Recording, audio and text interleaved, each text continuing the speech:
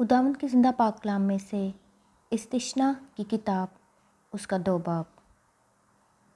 بیابان میں گزرنے والے سال۔ سو تم قادس میں بہت دنوں تک پڑے رہے، یہاں تک کہ ایک مدت ہو گئی، اور جیسا خداوند نے مجھے حکم دیا تھا اس کے مطابق ہم لوٹے اور بحر کلزم کی راہ سے بیابان میں آئے، اور بہت دنوں تک کوہ شعیر کے باہر چلتے رہے۔ تب خداوند نے مجھ سے کہا کہ تم اس پہاڑ کے باہر بہت چل چکے، شمال کی طرف مڑ جاؤ،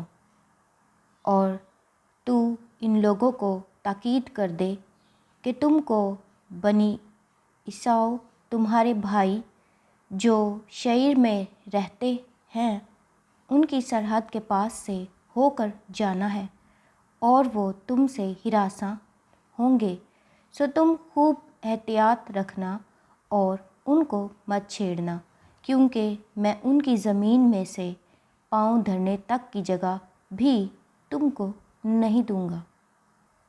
اس لیے کہ میں نے کوہ شعیر عیسو کو میراث میں دیا ہے۔ تم روپے دے کر اپنے کھانے کے لیے ان سے خورش خریدنا، اور پینے کے لیے پانی بھی روپے دے کر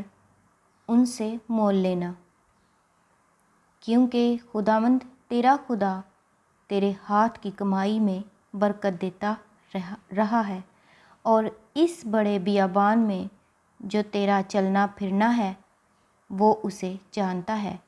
ان 40 برسوں میں خداوند تیرا خدا برابر تیرے ساتھ رہا، اور تجھ کو کسی چیز کی کمی نہیں ہوئی۔ سو ہم اپنے بھائیوں بنی عیسو کے پاس سے جو شعیر میں رہتے ہیں کترا کر میدان کی راہ سے ایلات اور اسیون جابر ہوتے ہوئے گزرے۔ پھر ہم مڑے اور موآب کے بیابان کے راستہ سے چلے۔ پھر خداوند نے مجھ سے کہا کہ موآبیوں کو نہ تو ستانا اور نہ ان سے جنگ کرنا، اس لیے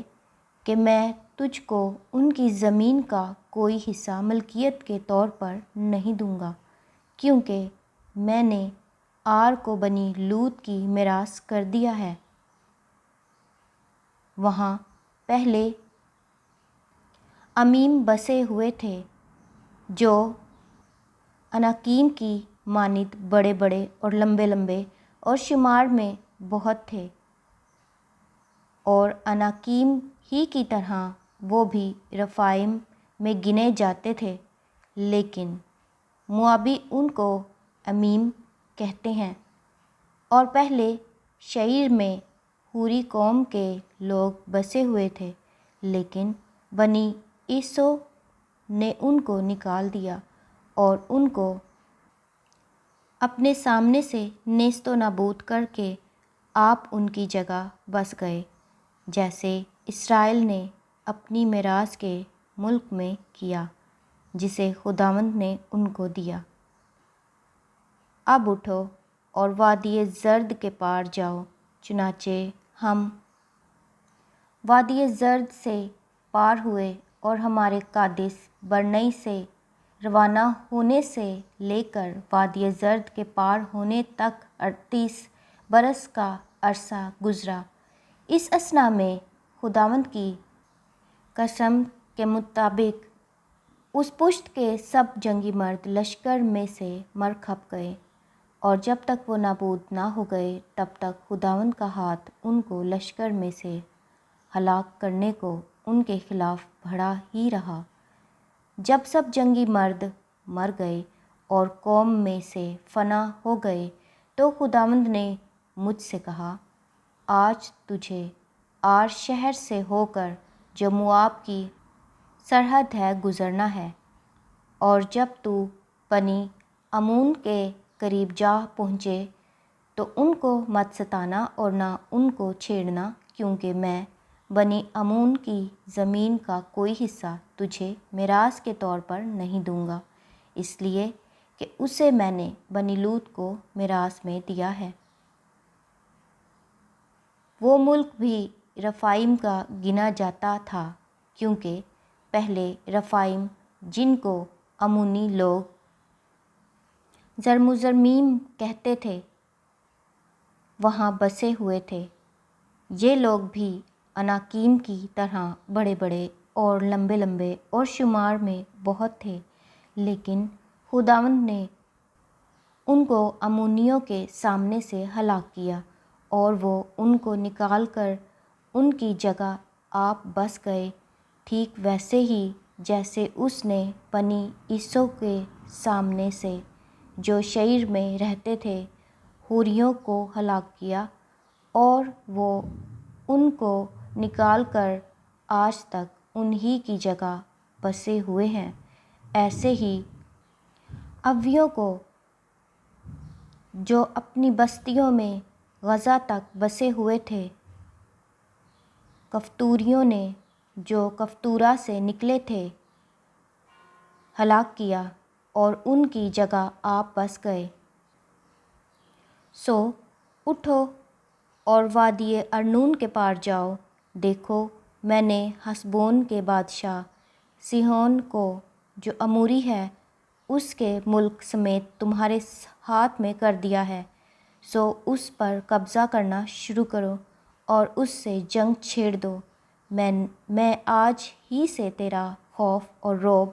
ان قوموں کے دل میں ڈالنا شروع کروں گا جو روئے زمین پر رہتی ہیں، وہ تیری خبر سنیں گی اور کانپیں گی اور تیرے سبب سے بے تاب ہو جائیں گی۔ اسرائیلی سیحون بادشاہ کو شکست دیتے ہیں، اور میں نے دشت قدیمات سے حسبون کے بادشاہ سیحون کے پاس صلح کے پیغام کے ساتھ ایلچی روانہ کیے اور کہلا بھیجا کہ مجھے اپنے ملک سے گزر جانے دے، میں شاہراہ سے ہو کر چلوں گا اور دہنے اور بائیں ہاتھ نہیں مڑوں گا۔ تو روپے لے کر میرے ہاتھ میرے کھانے کے لیے خورش بیچنا اور میرے پینے کے لیے پانی بھی مجھے روپے لے کر دینا، فقط مجھے پاؤں پاؤں نکل جانے دے، جیسے بنی عیسو نے